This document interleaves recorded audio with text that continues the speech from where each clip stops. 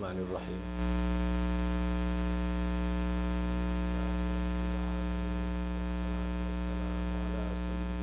سيدنا محمد وعلى آله وصحبه أجمعين. رب اشرح لي صدري ويسر لي أمري واحلل عقدة من لساني يفقهوا قولي. آج کا ہمارا درس غالباً تیسری مجلس تیسرا پارٹ ہے سبا کا اور آیت نمبر ہے 24. لیکن اتنی گزارش ہے میری، چونکہ یہاں آپ لوگ جو بھی آئے ہیں وہ صرف اور صرف درس قرآن کو سننے کے لیے آئے ہیں. نہ کسی کا جماعت کا مقصد ہے، نہ کسی کا فقہی مسئلہ ہے، نہ کسی جماعت کے امیر کا فورس ہے. صرف کس کے لیے؟ اللہ کا کلام کیا کہتا ہے. تو اس کا اجر بیٹھنے کا، سننے کا اجر ملے گا. اب توجہ یہ چاہتا ہوں کہ آج کا جو درس ہے نا، یہ ہر آیت پچھلی آیت سے مربوط ہے، یعنی ملی ہوئی جوائنٹ ہے. تو تھوڑی توجہ رکھیں. 1 گھنٹے کا سفر ہے، کوشش کروں گا سمجھانے کی، اور آخر تک یہ ایسی جڑی ہوئی ہے.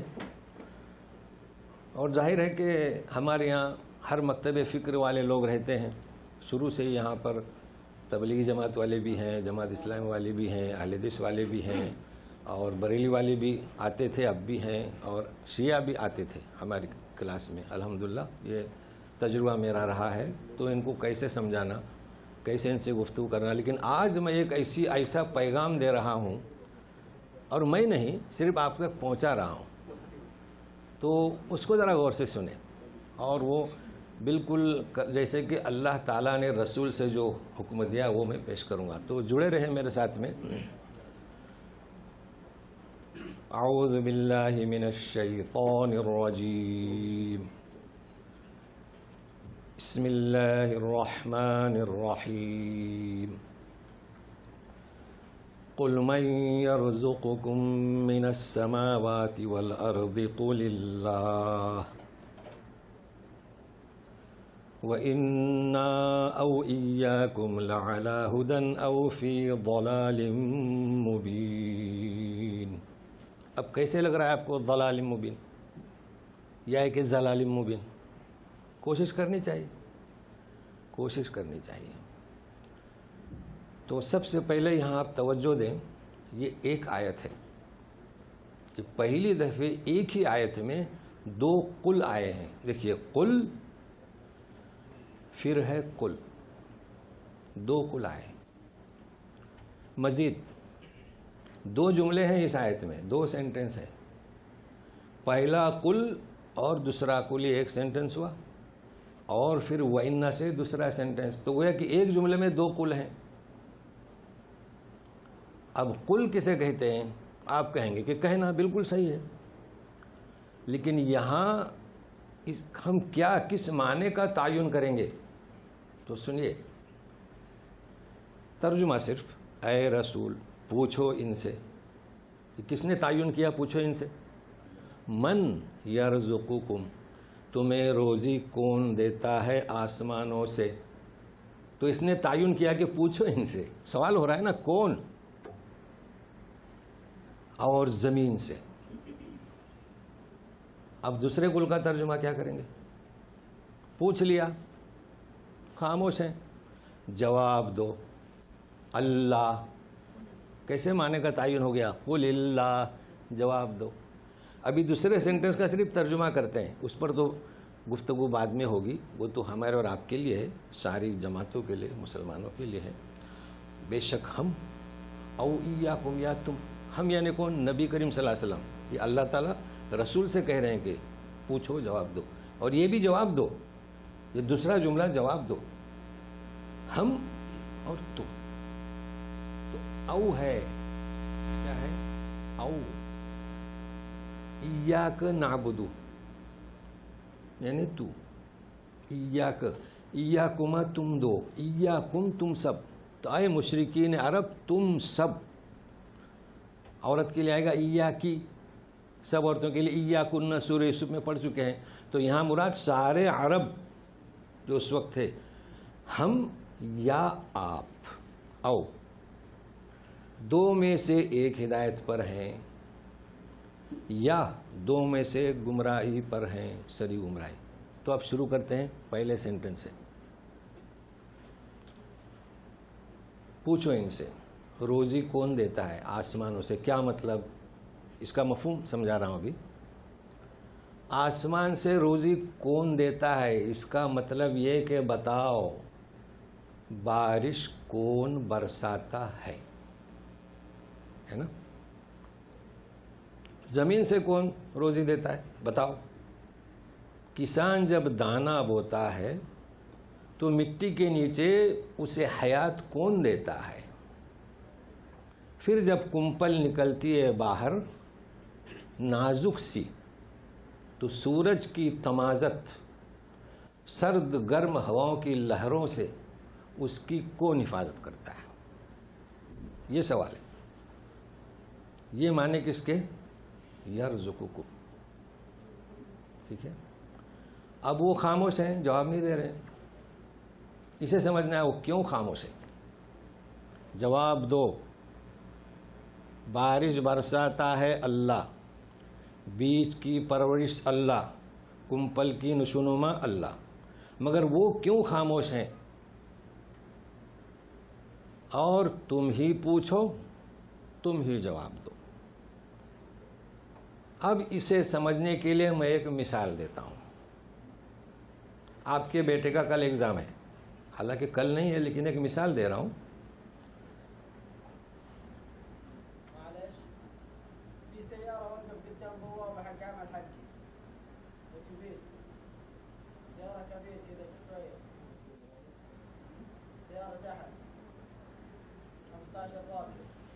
اطلاع فوق شوف۔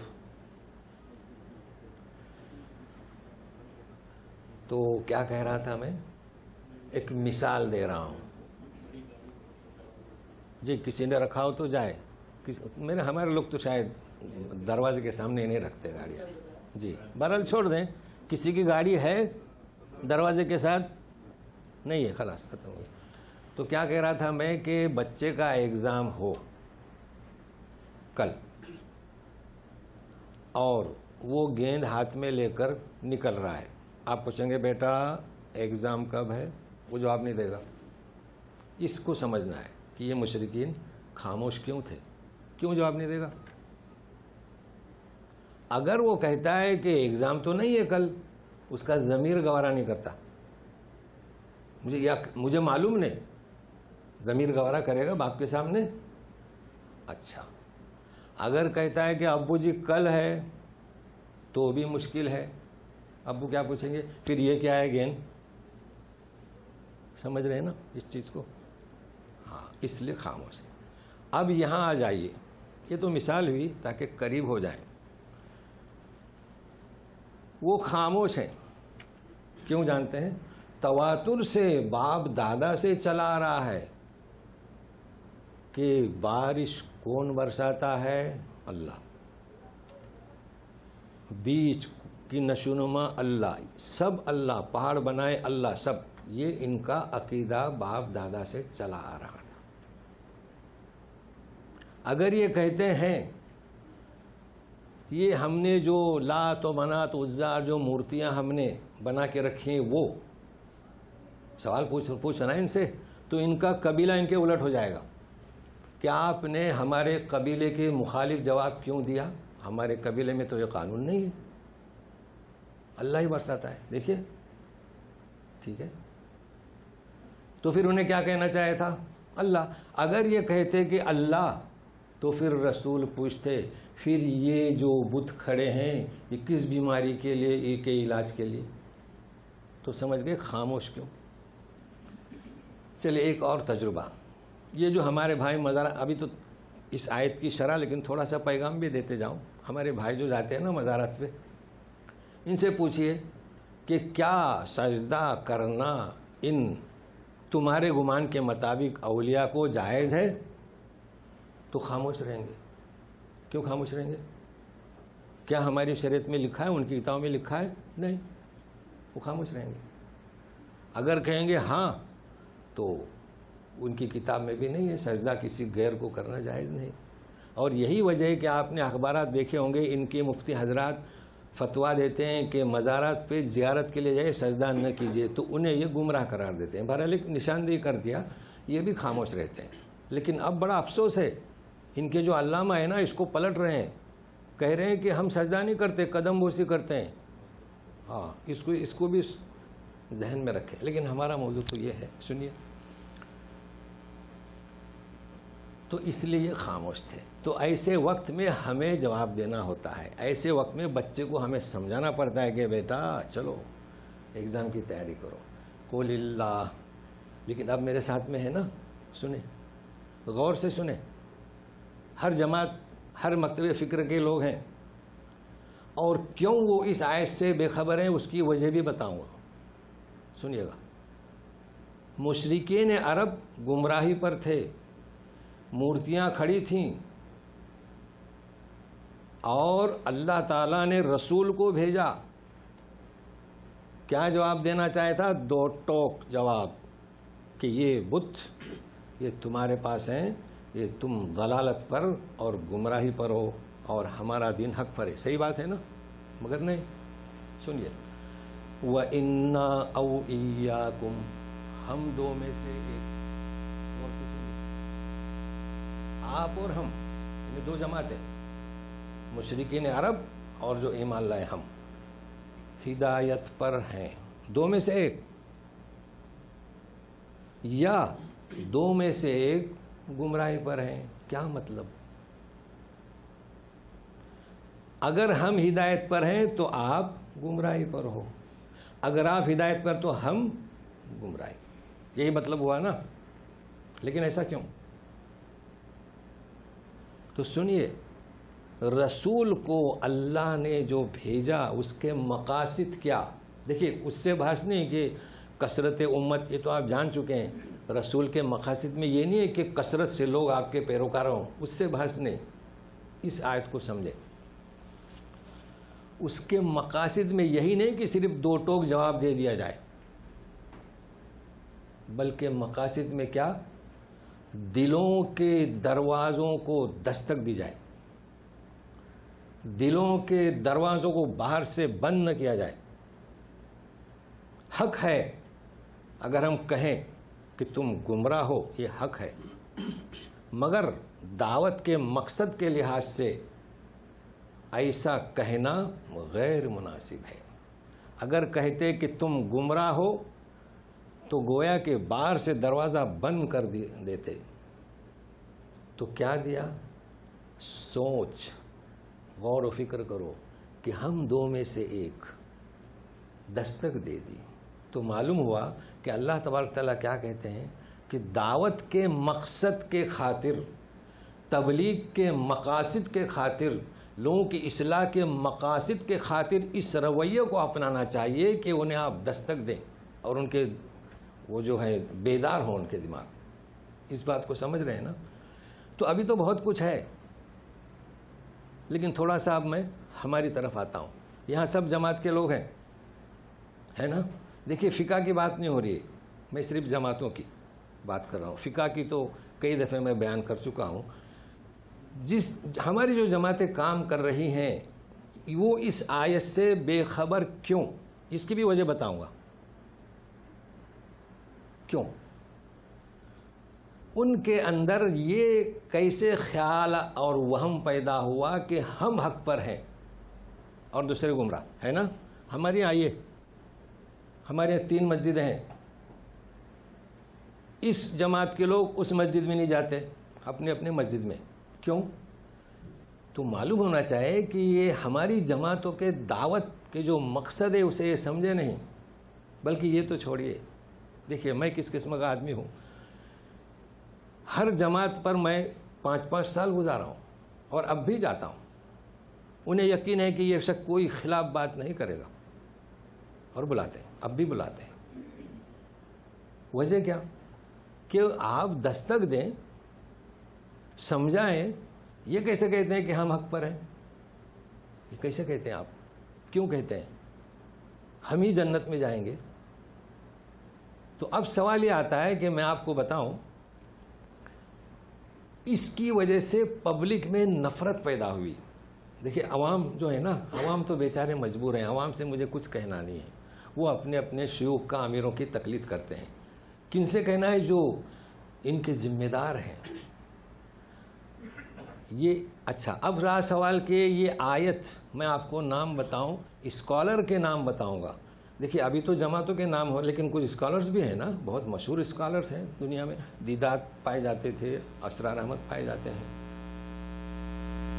اور بھی جماعت اسلامی والے بھی اسکالرز ہیں ہے نا.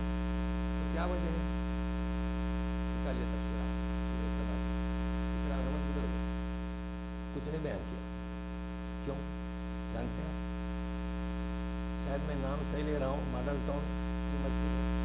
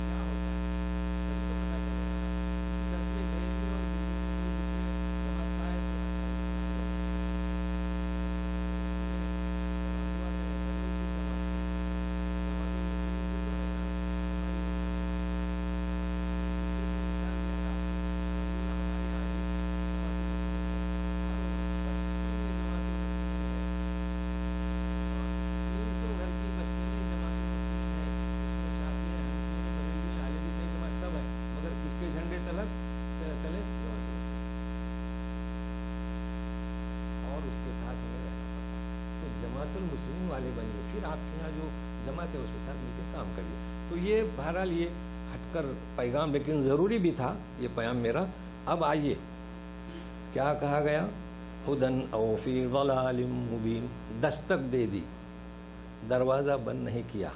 اب اس میدان میں آئیے گا تو دستک تو دے دی. کیا دی؟ دستک دے دی ہے نا. آپ دستک دیں گے تو اب دروازہ کھولے گا، یا دروازہ کھولے یا نہ کھولے.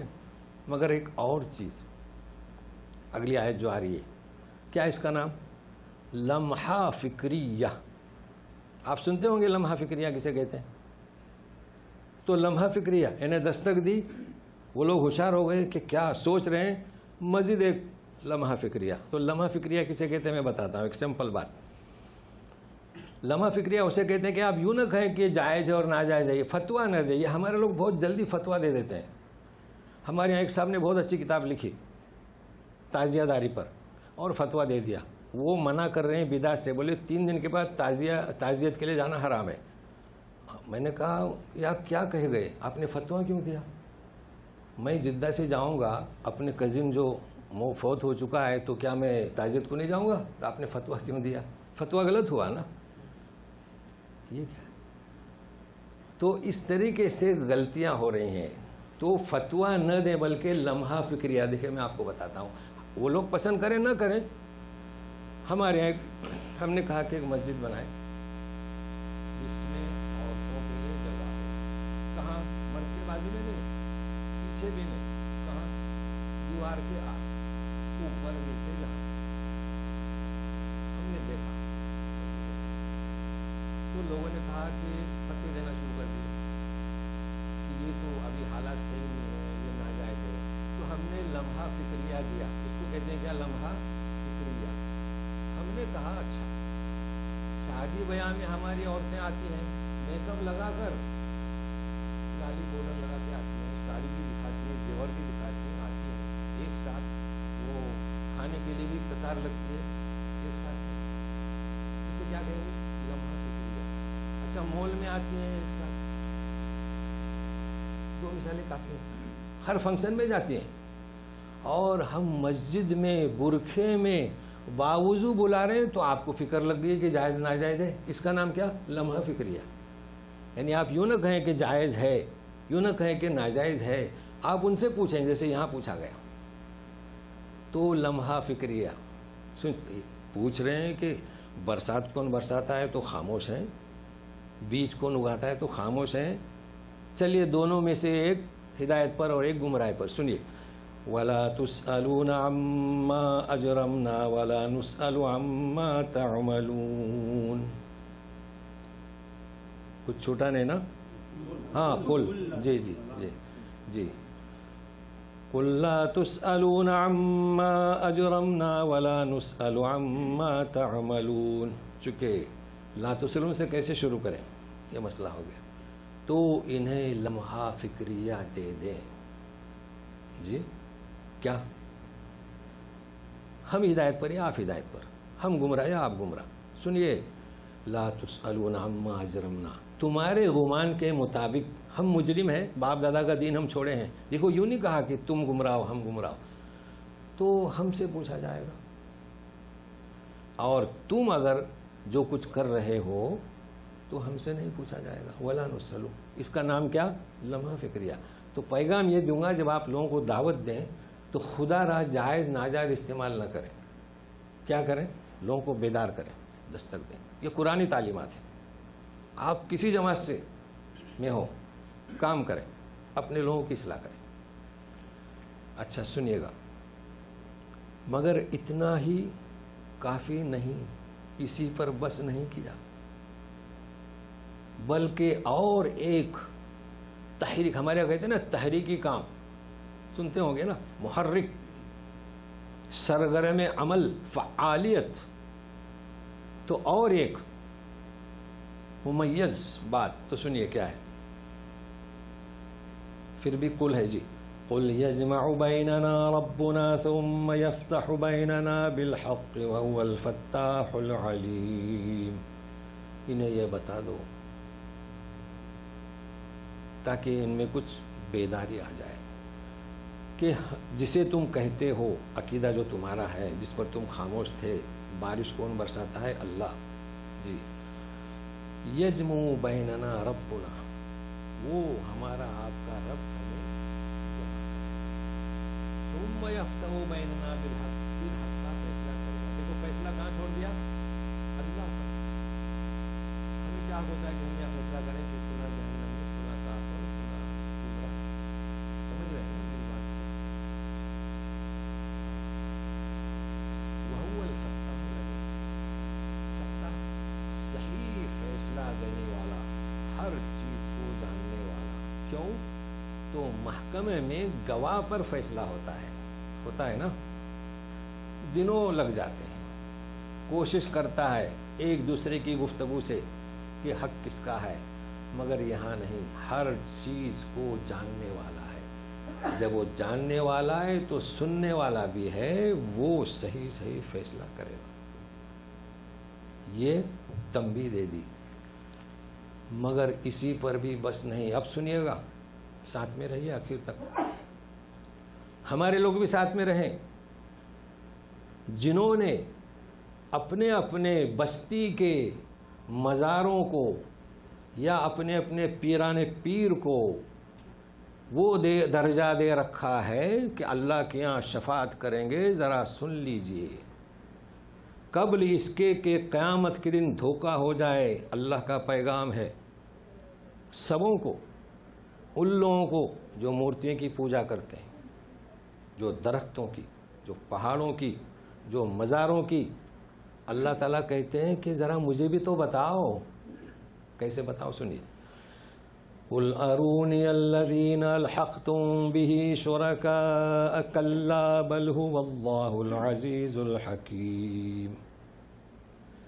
انہیں بتا دو کہ جن پر تم نے اپنی امیدیں وابستہ رکھی ہیں کہ وہ میرے سامنے ہمت کریں گے کہ میرے ان پیروکار کو نجات دیں. کون ہے ذرا بتاؤ. دیکھیں کیسا انداز ہے. بتا سکتے ہیں ہم؟ شیخ عبد القادر جیلانی بتا سکتے ہیں؟ یہ مورتیاں بتا سکتے ہیں؟ الحقتم بہ شرکا، جنہیں تم نے میرے ساتھ ملا دیا. کیا ترجمہ اس کا؟ ملایا کہ نہیں؟ آپ پوچھئے ان سے جب عرس ہوتا ہے.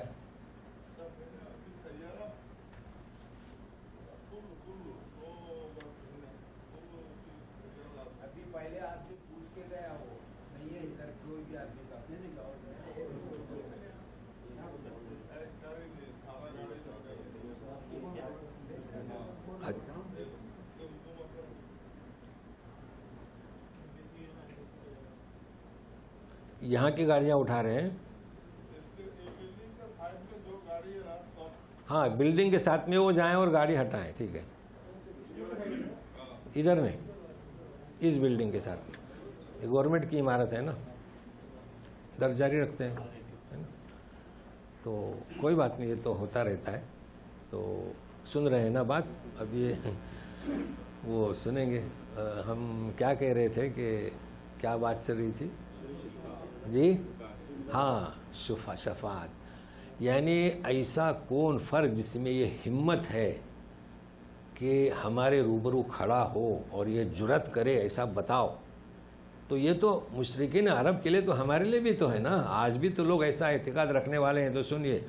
الحقتم بہ شرکا، جنہیں میرے ساتھ تمہیں شریک، میرا پارٹنر ملا دیا ہے. کلا، کلا کس کے لیے آتا ہے؟ پہلے بات کو رد. ہرگز نہیں. تو پھر کیا؟ بل، دوسری بات، میں جو ہوں هو اللہ، وہ اللہ جسے تم مانتے ہو عزیز ہے اور حکیم ہے. عزیز کا مطلب کیا؟ وہ غالب ہے. غالب کا مطلب کیا؟ اس پر کوئی غالب نہیں، یہ کسی سے مغلوب نہیں. تو پھر مجھے کسی کی کیا ضرورت کوئی میرے سامنے آئے؟ پھر حکیم ہے. ہر اس کا فعل، ہر کام حکمت پر، دانائی پر مبنی ہے. پھر کسی کی کیا مجال کہ میرے سامنے سفارش کرے؟ ایسا کون ہے؟ چیلنج ہے یہ. تو یہ اپنے بھائی تک پہنچائیے. سنیے. اب اس کے بعد جو آیت آ رہی ہے، جیسے کہ آپ جانتے ہیں کہ اس وقت یہودی تھے، عیسائی تھے، آتش پرست تھے، بدھ مت تھے، اور عرب یہ مشرک تھے، سب تھے. تو یہ بات جو کہی جا رہی ہے نا، مشرکین سے کہی جا رہی ہے. کن سے؟ اس کو ملحوظ رکھیں. جن کے پاس کتاب نہیں. پھر ہماری باری آئے گی جن کے پاس کتاب ہے. سب کی باری. یہود کے پاس بھی کتاب ہے، عیسائیوں کے پاس کتاب ہے، غیر مسلم کے پاس بھی کتاب ہے، وید کتاب ہے نا. پھر سب کی باری آئے گی. تو سنیے گا. وَمَا أَرْسَلْنَاكَ إِلَّا كَافَّةً لِلنَّاسِ بَشِيرًا وَنَذِيرًا وَلَكِنَّ أَكْثَرَ النَّاسِ لَا يَعْلَمُونَ. کہتے ہیں کہ ہم نے جو آپ کو بھیجا سارے لوگوں کی طرف رسول بنا کر بھیجا ہے. بشیر بشارت دینے والا، نذیر ڈرانے والا، یعنی کیا جو ایمان لائے تو بشارت یہ جانتے ہیں، کئی دفعہ آیت آ چکی ہے، لیکن اکثر لوگ نہیں جانتے. تو دو چیزوں کو سمجھنا ہے. کافۃ الناس کا مطلب کیا؟ قرآن نے اس کا جواب دیا، ارسلنا الی عاد اخاہم ہودا، عاد کی طرف ان کے بھائی ہود کو، وَإِلَىٰ ثَمُودَ أَخَاهُمْ صَالِحًا وَإِلَىٰ مَدْيَنَ أَخَاهُمْ شُعَيْبًا. تو ہر نبی کو یوں کہا گیا کہ ان کی قوم کی طرف ان کے بھائی فلاں کو. تو کیا معلوم ہوا کہ وہ نبی ایک مختص علاقہ، مخصوص علاقہ اور مخصوص قوم کے لیے بھیجا گیا. لیکن رسول کے لیے کیا کہا جا رہا ہے؟ ہاں، اِلیٰ کافۃ للناس. اچھا، سورہ انبیاء میں آپ جائیے تو 107 نمبر، چونکہ کبھی آپ کو ایسا موقع ملے کہ سیرت پر کچھ بیان کریں تو دو آیتوں کو جمع کریں، اس کی بھی مجھے فکر لگی رہتی ہے. وہاں پر ہے وَمَا أَرْسَلْنَاكَ إِلَّا رَحْمَةً لِّلْعَالَمِينَ. اس کا ترجمہ دو جہاں نہیں کرنا، سارے جہاں. یعنی اب اس کے بعد جتنے بھی آئیں گے نا جہاں، تو یہاں کیا ترجمہ کریں گے؟ لِلنَّاسِ بَشِيرًا وَنَذِيرًا. تو ہمیں فخر ہے کہ ہم اس امت میں ہیں جس رسول کو کافۃ للناس. تو پھر یہ قرآن بھی کافۃ للناس. اب ایک لمحہ فکریہ، لوگ پوچھتے ہیں، کیوں پوچھتے ہیں؟ کہتے ہیں کہ ایک پڑوسی ہندو ہے، مجھ سے قرآن مانگ رہا ہے، میں اسے دوں؟ لمحہ فکریہ. میں نہیں کہتا کہ جائز ہے کہ ناجائز ہے، آپ خود ہی فیصلہ کریں. اگر آپ کو یہ معلوم ہے کہ کافۃ للناس تو یہ قرآن کس کے لیے ہے؟ سبوں کے لیے ہے. آپ کبھی سوال نہیں کریں گے. سوال کر سکتے ہیں اب؟ تو پھر وہ قرآن کیسے جانے گا؟ پہلی فرصت میں خرید کر دے دیں، مسائل میں نہ جائیں، قرآن سے جڑے رہیں. تو بات واضح ہو گئی. چلیے، تو ہمارا یہ دین جو ہے وسیع ہے، لیکن لوگ کیا نہیں جانتے؟ اس کو سمجھنے کی کوشش کرتے ہیں. لوگ یہ نہیں جانتے کہ یہ رسول، ہمارے لوگ نہیں جانتے. اس کی مثال آپ کے سامنے میں نے دیا، شرح کی ضرورت نہیں. ہمارے بھائی نہیں جانتے، اس لیے پوچھتے ہیں کہ قرآن اسے دوں. ان کو بڑی فکر لگی ہے. یعنی قرآن کو غیر مسلم ہاتھ میں لے گا تو ہمارے بھائی ہاتھ میں لے کے کیا کر رہے ہیں، کون سی تبلیغ کر رہے ہیں. تو یہ کافی ہے، نہیں سمجھ رہے ہیں. وَلَٰكِنَّ أَكْثَرَ النَّاسِ لَا يَعْلَمُونَ. اور یہ میں نہیں کہہ رہا ہوں، اللہ تعالیٰ کہہ رہے ہیں. تو ہمارے لوگ بھی نہیں سمجھ رہے ہیں کہ ہماری شریعت کاملہ ہے. اگر یہ سمجھتے تو آج ہم میں اختلافات نہیں ہوتے. اس کی مثالیں آئندہ آ رہے ہیں. اچھا، اب یہ جو آیت گزرے نا، یجمع بیننا ربنا ثم یفتح بیننا بالحق، کہ اللہ تعالیٰ ہمیں جمع کرے گا اور فیصلہ کرے گا، اس کا جواب دے رہے ہیں. دیکھو کیسا ربط ہے، اس کو ذہن میں رکھیں. تو سنیے، کہتے ہیں کہ تم کہتے ہو کہ ہمارا رب فیصلہ کرے گا. تو سنیے، وَيَقُولُونَ مَتَىٰ هَٰذَا الْوَعْدُ إِن كُنتُمْ صَادِقِينَ. اور کہتے ہیں کہ یہ وعدہ کب پورا ہوگا اگر تم سچے ہو. کون سا وعدہ؟ یعنی یہ جو تم کہہ رہے ہیں نا اللہ تعالیٰ فیصلہ کرے گا، تو یہ قیامت کا.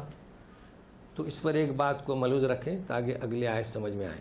کیا کہا جا رہا ہے کہ وعدہ کب پورا ہوگا؟ تو قیامت کے اصول جان لیجئے. اگر کوئی قیامت کے دن کا انکار کر رہا ہے اس لیے قیامت جلدی نہیں آتی. اگر کوئی حساب کتاب کا انکار کر رہا ہے تو حساب جلدی نہیں ہوگا. اگر کوئی مذاق اڑا رہا ہے تو حساب کتاب جلدی نہیں ہوگا. تو اس کا جواب دیا جا رہا ہے. تو سنیے، قُل لَّكُم مِّيعَادُ يَوْمٍ لَّا تَسْتَأْخِرُونَ عَنْهُ سَاعَةً وَلَا تَسْتَقْدِمُونَ.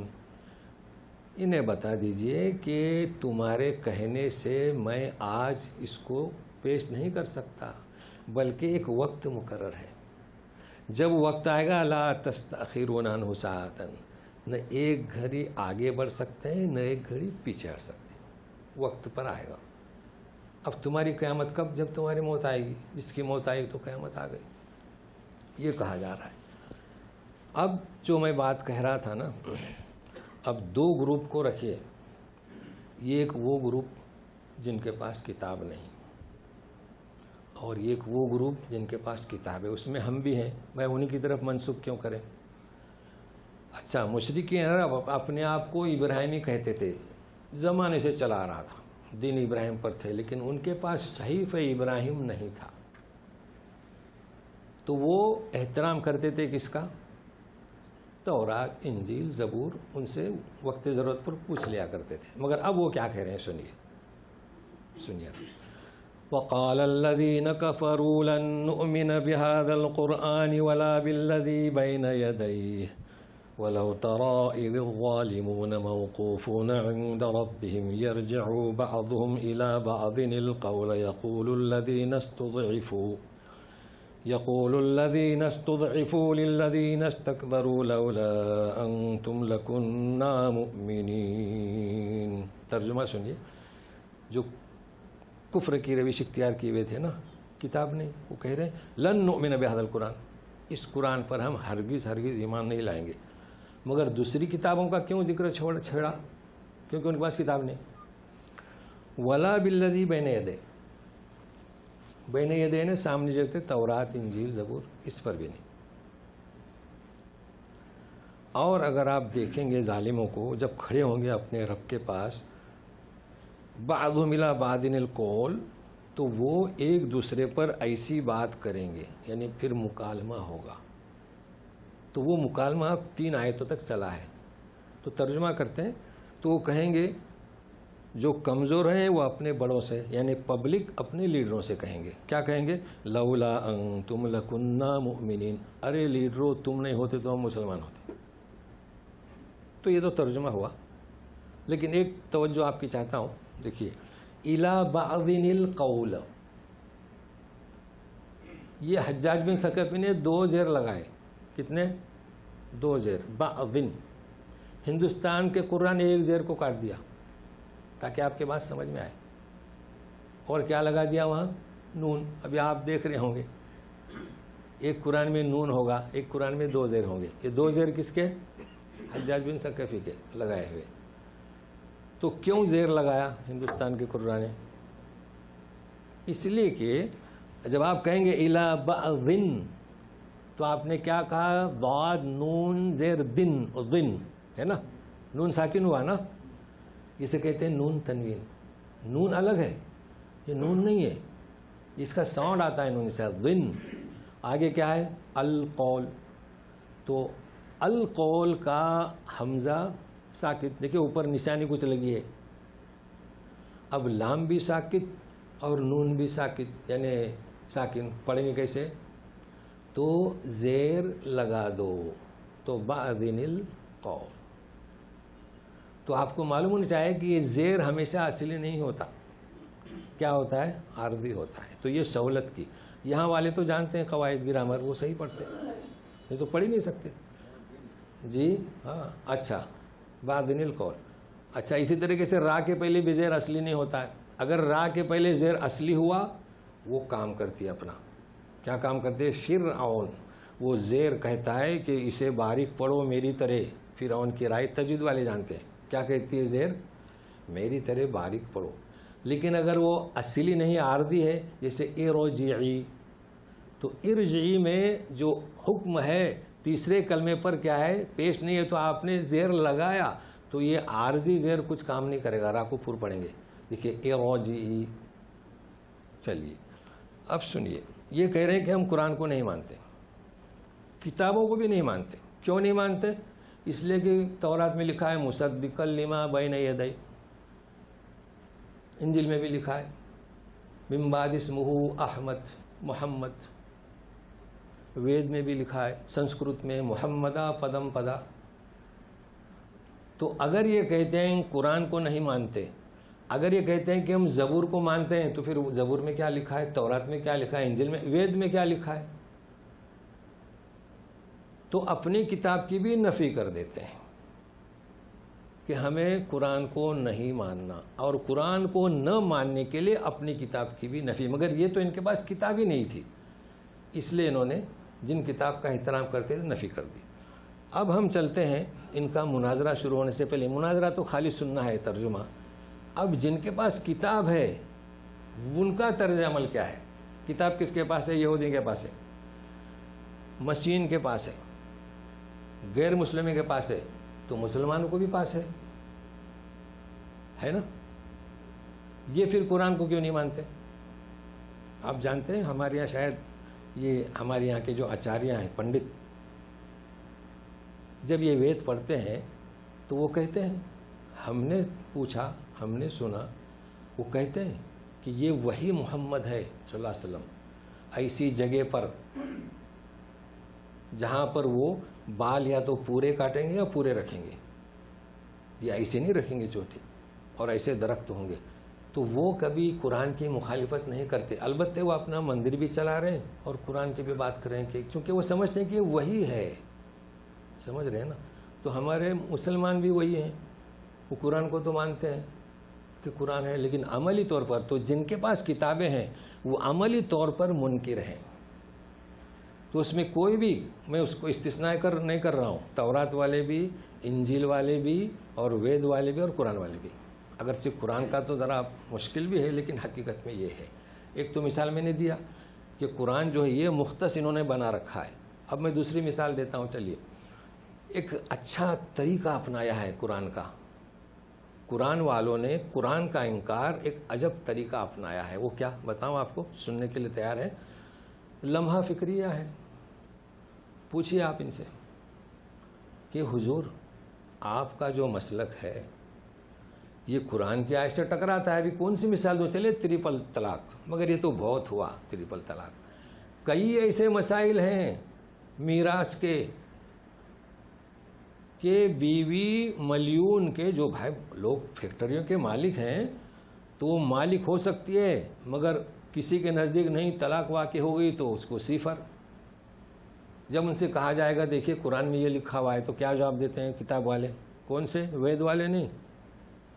سنیے کیا جواب دیتے ہیں جو قرآن کو تھامے ہوئے ہیں کہ ہمارے امام اس آیت کا مطلب آپ سے زیادہ سمجھتے تھے، لہذا وہی صحیح ہے. جبکہ قرآن کی آیت کیا کہہ رہی ہے؟ کچھ اور کہہ رہی ہے. کیا مطلب اس کا؟ یہ بھی نہیں مانتے، مگر یہ عملاً نہیں مانتے. اس کو فرق کریں، زبان سے نہیں کہتے، عملاً نہیں مان رہے ہیں. تو اب سنیے کہ مکالمہ قیامت کے دن کا. یقول الذین استضعفوا، تضعفوا یعنی کیا؟ جو پبلک ہے، عوام ہے اور لیڈر ہیں، تم اگر نہیں ہوتے تو ہم ایمان لاتے. لیڈروں سے کہیں گے. یقین مانیے آج ہماری بھی لیڈر ایسے ہیں جنہوں نے قوم کو گمراہ کر رکھا ہے. میں نام نہیں لیتا. کل یہ بھی جمع ہوں گے، یہ کہنے والے بھی جمع ہوں گے. فیصلہ اللہ کرے گا کہ ہمارے پیر سمجھتے تھے تم نہیں سمجھ سکتے، ہمارے امام سمجھتے تھے تم نہیں سمجھ سکتے. اس کی مثالیں دینے کی ضرورت نہیں ہے. تفرقہ ہو گیا، مسجدوں میں نمازیں نہیں ہو رہی ہیں، یہ تو معمولی مثال ہے. وطر کی اور فجر کی یہ تو معمولی مثال ہے. کئی ایسے مسائل ہیں، میں الجھانا نہیں چاہتا. نمازیں نہیں ہوتی ہیں، کل ان کو بھی جواب دینا ہوگا کہ کیا بات تھی. تو اب یہ جواب دیں گے بڑے. سنیے، وقال الذين استكبروا للذين استضعفوا أنحن صددناكم عن الهدى بعد إذ جاءكم بل كنتم مجرمين. کہیں گے کہ اچھا ہم نے آپ کو روکا. نحن صددناكم یعنی مطلب قال الذين استكبروا، ان کے لیڈر کہیں گے ان کے پبلک سے، کمزور لوگوں سے، جنہوں نے بھی کہا نا کہ تم نہیں ہوتے تو ہم ایمان لاتے، کہ بھی ہم نے آپ کو روکا، ہم نے کہا تھا کہ ایمان مت لے آؤ، ہم نے کہا تھا کہ قرآن کو مت اپناؤ، ہماری بات پہ ڈٹے رہو، ہم نے تو نہیں کہا تھا. بعد اذ جاءکم، تو ہمارے پاس قرآن ہے. بل کنتم مجرمین، تم خود مجرم ہو. رہی بات، تو کل یہ عوام کو میں توجہ دلانا چاہتا ہوں. آپ یہ نہ دیکھیں کہ کون بات کر رہا ہے، کیا بات کر رہا ہے وہ دیکھیں. ان کے فتاوے پر غور کریں، کہیں قرآن سے ٹکراتا تو نہیں، عمل صحابہ سے ٹکراتا تو نہیں. یہ نہیں تو کل آپ الزام دھریں گے تو وہاں یہ جواب ملے گا. اور ان سے بھی کہتا ہوں، ان پراڑیوں سے، کہ آ جائیے قرآن کی طرف آ جائیے. روزی دینے والا اللہ ہے، قرآن کو تھامے رکھیں. اب سنیے یہ کیا کہیں گے پھر پبلک، عوام. وقال الذين استضعفوا للذين استكبروا بل مكر الليل والنهار إذ تأمروننا أن نكفر بالله ونجعل له أندادا وأسروا الندامة لما رأوا العذاب وجعلنا الأغلال في أعناق الذين كفروا هل يجزون إلا ما كانوا يعملون. اب یہ کہیں گے کمزور لوگ بڑے لوگوں سے، اچھا ہمیں مجرم قرار دیتے ہو. مکر اللیل والنہار، رات دن کی تمہاری فکریں، مکر، حکم دیتے تھے ہم کو کہ ہم اللہ کا انکار کریں اور اس کے ساتھ شریک کریں. کرتے ہیں نا، ہم نے دیکھا ہے. ہمارے جب عرس ہوتا ہے نا جلین صاحب کا، یہ سب بڑے بڑے نکلتے ہیں باہر. ہم نے سوال کیا حرم کے سامنے تو کہتے ہیں سورہ بقرہ میں ایک آیت ہے نا جائز ہے. کون سی آیت؟ کچھ نہیں، گمراہ کرتے ہیں. کہیں گے کہ تم نے ہمیں گمراہ کیا. تو یہ مشرکین کے بھی لیڈر آج گھوم رہے ہیں، ان کو گمراہ کر رہے ہیں. کل وہ یہ تمہارے رات دن کی فکر. اچھا اب ہوگا کیا؟ یہ پیروکار اور یہ لیڈر وَأَسَرُّ النَّدَامَةَ، ندامت. اب یہ پشیمان ہوں گے، دیکھیں گے کہ سامنے تو روبرو کس کے سامنے؟ اللہ کے. لَمَّا رَأَوُا الْعَذَابَ، جب دیکھیں گے کہ ہولناک عذاب. اللہ تعالیٰ نے فیصلہ سنا دیا وَجَعَلْنَا الْأَغْلَالَ فِي أَعْنَاقِ الَّذِينَ كَفَرُوا. تو جو کفر کی روش اختیار کریں گے ان کی گردنوں میں توق ہے. هَلْ يُجْزَوْنَ إِلَّا مَا كَانُوا يَعْمَلُونَ، ان کو وہی جزا ملے گی جو وہ کرتے تھے. تو یہ ان کا مکالمہ ہے، اور ہم نے یہ پیغام دیا اپنے لوگوں کو بھی. کیوں دیا؟ اس لیے کہ قرآن ہمارے لیے بھی ہے. ہم تو صرف مثالیں دیں مشرکین کی، مورتیوں کی، تو ہماری مثال کون دے گا؟ موافقت رکھتا ہے نا. اور پھر ان جماعتوں میں جو کام کر رہے ہیں انہیں لمحہ فکریہ کون عطا کرے گا؟ تو ہم نے تو قرآن کی آیت سے بتلایا ہے. باقی پھر آپ اس پر سوچیں، غور کریں. لیکن ایک التجا ہے، وہ کیا؟ کہ کسی بھی جماعت کے فرد سے نفرت نہ رکھیں. یہ ایک التجا ہے. یہ تو کہہ سکتا ہوں نا، بلکہ ملیں، بیٹھیں، جائیں، کھائیں، کھلائیں. تو اس طریقے سے ہمارا یہ مسئلہ چلتا رہے گا. اس لیے کہ ہم میں بھی کوتاہیاں ہیں. میں ابھی بتانا نہیں چاہتا، یہ مدارس والے بڑے بڑے، ان میں بھی خامیاں ہیں. سب سے پہلی خامی میں آپ کو بتایا تھا کہ کلمہ طیبہ کے بارے میں. پہلا کلمہ جس کے ذریعے سے ہم داخل ہوتے ہیں، کہتے ہیں کہ اول کلمہ طیب، جبکہ قرآن شریف کیا کہتا ہے؟ کلمۃ طیبۃ. تو کیا کریں گے اردو میں؟ مدینۃ منورۃ. کیا کہتے ہیں؟ مدینہ منورہ. تو کلمہ طیبہ. اور پڑھنے کی پوزیشن میں نے بتا دیا، اللہ لا الہ، جبکہ کیا ہے؟ اللہ لا الہ. یہ لمحہ فکریہ میں دے رہا ہوں، دیکھیں. تو ایسے کئی مسائل ہیں، میں الجھانا نہیں چاہتا. ہمیں چاہیے کہ ہم اپنے مسائل کی اصلاح کریں، نہ کہ فخر کریں کہ ہم قوم کے محافظ ہیں. یہ دوبارہ میرا ہر فرد یہ سمجھتا ہے کہ وہ قوم کا محافظ ہے، دین کا محافظ ہے، اور ان خامیوں کو نہیں دیکھ رہا ہے. تو ان کے نام یہ پیغام ہے. سنیں گے، آڈیو سنیں گے، ویڈیو سنیں گے، آپ بات پہنچائیں گے. اب ایک موضوع دوسرا شروع ہو رہا ہے. یہ موضوع جو ہے آخر صفحے تک چلے گا اور ہو جائے گا انشاءاللہ. کیا ہے یہ موضوع جانتے ہیں؟ دولت، مال، اولاد، ایک ہی موضوع ہے، اچھی طرح سمجھایا گیا ہے. تو سنیے گا. وَمَا أَرْسَلْنَا فِي قَرْيَةٍ مِّن نَّذِيرٍ إِلَّا قَالَ مُتْرَفُوهَا إِنَّا بِمَا أُرْسِلْتُم بِهِ كَافِرُونَ. میری یہ بات ذہن میں رکھیے، آیتیں آسانی سے سمجھ میں آئیں گی. میں نے کیا کہا کہ مادی فوائد، اولاد، دنیا، فیکٹریاں، مرسیڈیز گاڑیاں، باغات، اس کو ذہن میں رکھیں. ہم نے جب بھی کسی بستی میں ڈرانے والوں کو بھیجا تو اس کے خوشحال لوگوں نے، آگے نا خوشحال لوگ، پہلے تو اونٹوں والے، باغات والے، آج مرسیڈیز گاڑیوں والے، مالدار لوگ، انہوں نے انکار کر دیا. انا بما ارسلتم به کافرون. آج آپ اپنی بستی میں کہیں لوگوں سے یہ کام بدعت ہے، کون مخالفت کریں گے؟ جو ہمارے پڑاری ہیں، جو خوشحال ہیں، کھانے پینے سے بے فکر ہیں، کچھ کام نہیں ہے نا تو کود پڑے میدان میں. تو انشاءاللہ آیتیں آسان ہوگی. جواب دیا جا رہا ہے وقالوا نحن، نہیں جواب نہیں، مزید وقالوا نحن اکثر اموالا واولادا وما نحن بمعذبین. کہہ رہے ہیں مسلمانوں سے کہ مسلمان تنگ دست تھے نا، ہم خوشحال، ہماری مال بھی زیادہ اولاد بھی زیادہ، لہذا اگر جو تم کہہ رہے ہو نا حساب کتاب ہوگا تو جس طریقے سے اللہ نے ہمیں یہاں نوازا وہ ہمیں نوازے گا. تو بات سمجھ میں آئی؟ کس کو بنیاد بنایا انہوں نے؟ مال کو، اولاد کو. اب اس کا جواب دیا جا رہا ہے. تو یاد رکھیے گا، اللہ کے محبوب اور اللہ کے غیر محبوب، اللہ کے پسندیدہ، اللہ کے غیر پسندیدہ، اسے کیا کہیں گے جانتے ہو؟ استدلال باطل. جب فقہ میں جو قیاس کرتے ہیں اسے کہیں گے قیاس مال فارق. کیا کہیں گے؟ قیاس مال فارق. یہاں جو آیت آ رہی ہے اس کا نام استدلال مال باطل. بس یہ دو باتوں کو سمجھنا ہے اور ہم آخر تک پہنچیں گے. قیاس مال فارق کیسے کہیں گے؟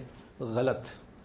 لیکن قرآن میں قیاس مال فارق نہیں کہتے، استدلال مال باطل. یعنی انہوں نے دلیل پکڑی کہ ہمارے مادی فائدے ہم بڑے ہیں تو اللہ ہمارے ساتھ ہے. تو سنیے قیاس مال فارق. ظہر کے پہلے ہم 4 رکعت نماز پڑھتے ہیں، تو جمعہ کے دن گئے تو ہم نے 4 رکعت پڑھی. کیا نیت کی؟ کہ جمعہ کے پہلے کی 4 رکعت. اس کا نام قیاس مال فارق. نبی کریم صلی اللہ علیہ وسلم نے کبھی بھی جمعہ کے پہلے 4 رکعت نماز نہیں پڑھی. اس کا نام کیا؟ قیاس مال فارق. اچھا اب نماز پڑھ سکتے ہیں، جو لوگ پڑھتے ہیں 4 اور 6 نماز پڑھ سکتے ہیں، مگر آپ یوں نہ کہیں کہ جمعہ کے پہلے کی. اس بات کو نوٹ کر لیں. بھائی آپ گئے 2 رکعت تحیۃ المسجد کی پڑھی، آپ کو قرآن شریف یاد ہے، آپ نماز میں پڑھنا چاہتے ہیں. بہرحال یہ قیاس مال فارق. استدلال کسے کہیں گے؟ دیکھیے انہوں نے، اللہ نے انہیں نوازا تو یہ کہہ رہے ہیں کہ ہم اللہ کے محبوب ہیں. تو دیکھو کیا جواب دیا جا رہا ہے. قل ان ربی یبسط الرزق لمن یشاء ویقدر ولکن اکثر الناس لا یعلمون. سنیے، اللہ تعالیٰ جسے چاہتا ہے وسعت دیتا ہے رزق میں، اور جسے چاہتا ہے تنگ دست رکھتا ہے، لیکن لوگ نہیں جانتے. تو پہلے وسعت کیا؟ یعنی اللہ تعالیٰ جو رزق دیتا ہے وہ یہ اس بات کی دلیل نہیں کہ وہ میرا محبوب ہے اور کسی کو تنگ حال رکھتا ہے. یہ اس کا مطلب ہی نہیں کہ وہ میرا غیر محبوب ہے، یا ہے کہ میرا پسندیدہ ہے اور میرا غیر پسندیدہ ہے. یہ اس کا مطلب نہیں. سمجھ رہے ہیں نا؟ بلکہ یہ مالدار کو، ایک شخص کو مال لے کر اسے آزماتا ہے، ایک شخص کو تنگ حال رکھ کے اسے آزماتا ہے. تو کیا نہیں جانتے؟ یہی لوگ نہیں جانتے، اور انہوں نے استدلال مال باطل کیا. جبکہ آپ کو معلوم ہونا چاہے کٹر سے کٹر کافر بھی مالدار ہوتا ہے، اور نبی اور نیک اور پارسا آدمی تنگ دست ہوتا ہے. چلیے، وما اموالکم ولا اولادکم باللتی تقربکم عندنا زلفى الا من آمن وعمل صالحا فأولئك لهم جزاء الضعف بما عملوا وهم في الغرفات آمنون. اچھا، تمہارے مال اور اولاد جو ہیں یہ تمہیں قریب نہیں کریں گے ہمارا مقرب. اب سنیے یہاں تقربکم اور زلفا. تقربکم یہ بھی میرے قریب ہے، یہ میرے قریب ہے. زلفا کے معنی مقرب یعنی مقبول. اس لیے 2 دفعہ. زلفا کے معنی کیا؟ یعنی یہ تمہارے مال و دولت تمہیں میرے نزدیک کر کے مقبول نہیں بنائیں گے، کیونکہ اس پر یہ تو بنیاد نہیں ہے نا. یہ کہا جا رہا ہے اللہ، مگر ایک ایمان اور عمل صالحہ. آپ کا ایمان عمل صالحہ ہے، تنگ دست ہو یا خوشحال ہو، یہ میرے قریب بنیں گے. ترجمہ سمجھ گئے نا واضح؟ تو ایسے لوگوں کے لیے فاولئک، یعنی یہ جو ایمان والے ہیں، جزاء الضعف. سورہ روم میں 54 آیت پر گزر چکا ہے. ہندی پریٹ میں ضعفن 3 دفعے اور سعودی پریٹ میں ضعفن. ہمارے یہاں ضعف اس کے معنی ہوتے ہیں کمزوری، اور یہ ضعف یعنی زیادہ. اس کو خیال رکھیں. اب جب آپ پڑھیں گے تو ضعف یعنی زیادہ. جزاء الضعف دونا اجر دیا جائے گا. بما عملوا فبالغرفات آمنون. اور کیا؟ بالا خانوں پر بے خوف رہیں گے. سنیے، والذین یسعون فی آیاتنا معاجزین اولئک فی العذاب محضرون. اب رہا جو لوگ کوشش کریں گے ہمارے آیتوں میں کیا خامیاں نکالنے کی، تو پکڑ کر زنجیروں میں پکڑے ہوئے عذاب میں حاضر کیے جائیں گے۔ اب یہ آیت پھر آ رہی ہے، مگر سمجھنا ہے کیا؟ قل ان ربی یبسط الرزق لمن یشاء من عباده ویقدر له وما انفقتم من شیء فهو یخلفه وهو خیر الرازقین۔ الحمدللہ، یہ ہماری آج کے درس کی آخری آیت ہے، اور اس میں کئی چیزیں سمجھنا ہے۔ اس میں سمجھنا ہے کہ یبسط الرزق لمن یشاء پہلے بھی ہو چکی ہے، مگر یہ اور بات ہو رہی ہے۔ دوسرا وما انفقتم فہو یخلفہ، تیسرا خیر الرازقین۔ تین باتیں ساتھ میں رہیے گا۔ معلوم ہوا، دیکھیے اوپر تو آپ کے ذہن میں محفوظ ہوا کہ پسندیدہ اور ناپسندیدہ، محبوب اور غیر محبوب۔ یہاں اس آیت کو سمجھنے کے لیے نوٹ کر لیں مشیت اور رضا یا رضا، اللہ کی رضامندی، ٹھیک ہے؟ تو رزق جو ملتا ہے کہ رضامندی پر نہیں ملتا کہ اللہ آپ سے راضی ہیں تو آپ کو مرسیڈیز گاڑیاں دے دی، نہیں، رزق کس پر ملتا ہے؟ اللہ کی مشیت پر۔ بس اس کو نوٹ کر لیں۔ آپ یہ کبھی نہ دیکھیں بیچارہ تبلیغ کرتا ہے رات دن 24 گھنٹے قرآن کو اوڑے رکھا ہے اور اس خوشحال نہیں، تو اللہ کی دولت تبلیغ پر موقوف نہیں، اس کی رضا پر منحصر نہیں، کس پر؟ مشیت پر۔ واضح ہوئی بات؟ چلیے،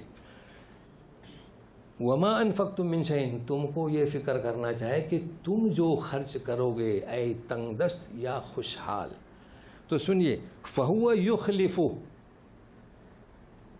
وہ تمہیں لوٹائے گا۔ یہ ترجمہ میں نے آسان کر دیا آپ کے لیے۔ بھائی مہمان کی عزت کرنا ہے، مہمان کو آپ نے جو کھانا کھلایا اللہ آپ کو لوٹائے گا، تو آپ جو بھی خرچ کرو گے نیک کاموں میں کم نہیں ہوگا، اللہ لوٹائے گا۔ لیکن ایک بات یہاں آپ نوٹ کر لیں، وَهُوَ خَيْرُ الرَّازِقِينَ۔ میں نے کہا نا ہمارے لوگ قرآن پڑھتے سمجھتے کچھ نہیں۔ کیا مطلب خیر الرازقین؟ دیکھیے رازق روزی دینے والا، رزاق روزی دینے والا، رازقین جمع ہے، تو اللہ خود کہہ رہے ہیں روزی دینے والے، ہے نا؟ ہمارے لوگ کیا کہتے ہیں؟ بھائی اللہ کے نام سے کسی کو مت پکارو۔ بھائی آپ اتنی جلدی فتویٰ کیوں صادر کرتے؟ سمجھ میں نہیں آتا۔ تو اللہ کے کچھ نام ایسے ہیں وہ بندے کے لیے بھی استعمال کیے جا سکتے ہیں، مخلوق کے لیے۔ تو اللہ تعالیٰ کیا کہتے ہیں؟ خیر الرازقین۔ تو رزق آپ کے روزی کا انتظام کرنے والے بہت ہیں، مگر میں کون ہوں؟ اللہ کون ہے؟ خیر الرازقین۔ بات واضح ہو گئی؟ تو ابھی وہ رازقین کون سے ہیں بتانا چاہیے، اس کو بھی لوگ نہیں سمجھ رہے۔ لوگ روزی کی سمجھتے ہیں کہ کمائے اور تنخواہ لے، لوگ روزی کی سمجھتے ہیں مچھلی مارے اور بیچے، لوگ رزق کسے سمجھتے ہیں کہ ہاتھ میں پیسہ لے۔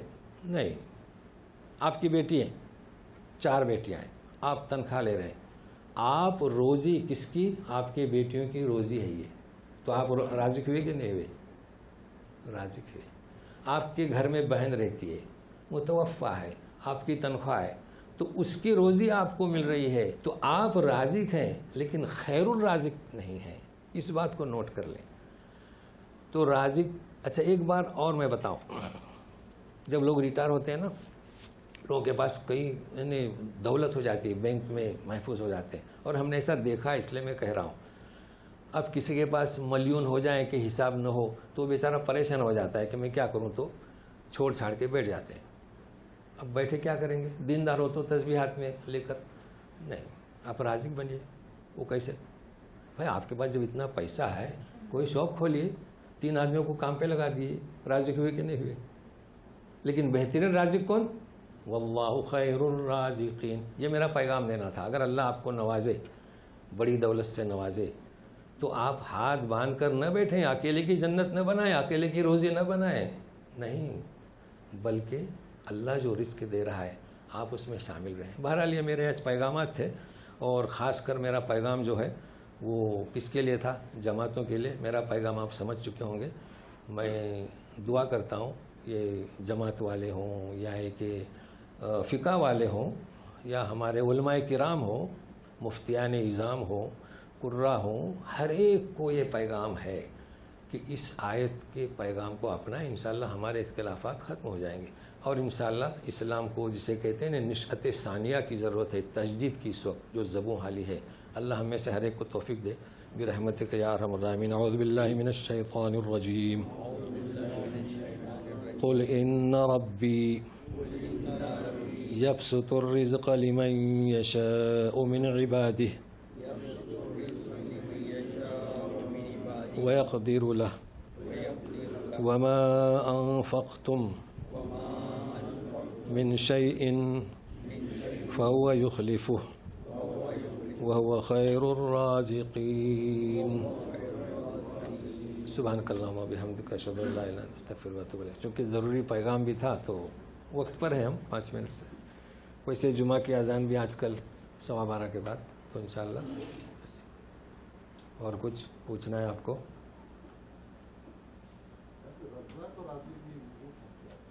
ہاں، رزاق اور رازق میں، جی رزاق یہ مبالغہ یعنی یہ اللہ کی صفت ہے، رزاق یعنی جیسے کہ علام ہے نا، علامہ ہم کہتے ہیں نا، تو رزاق یعنی تو یہاں پر رازق کے ساتھ بہترین رزق دینے والا، یہی معنی اس کے ہوں گے بغیر خیر لگائے ہوئے، تو ہم رزاق تو کسی کو نہیں کہتے اور کہنا بھی نہیں چاہیے۔ چلیے جی، نہیں عبد الرزاق رکھیں جی، رازق رکھتے ہیں یہاں، رازق رزق رکھتے ہیں چونکہ وہ سمجھتے ہیں نا معنی کو جی۔ تو بہرحال یہ ہمارے ایک محدود ذہن ہے، ہمیشہ وہ رحمان کبھی نہ کسی کو پکارے، اور جس کا نام عبد الرزاق ہے تو اس کو رزاق نہ پکارے، انشاءاللہ پھر آئندہ مجلس میں جی۔ چلیے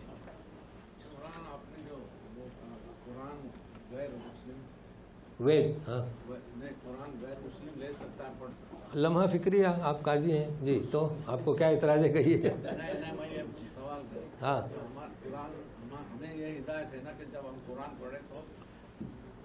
وضو کریں، ہاں ہاں جی جی، نہیں یہ جو ہے نا، یہ آپ ایمان لانے کے بعد آپ پر پابندی لگی کہ وضو کریں اور نماز کو آئیں، وہ صحابہ کرام کے پاس جب مشرکین آئے تو آپ نے کبھی نہیں کہا کہ وضو کریں، ایسی کیا ہوا؟ آپ قرآن دیں اس کو، سمجھ رہے ہیں نا؟ ہاں کیوں نہیں پڑھ سکتے؟ پڑھ سکتے ہیں، یہ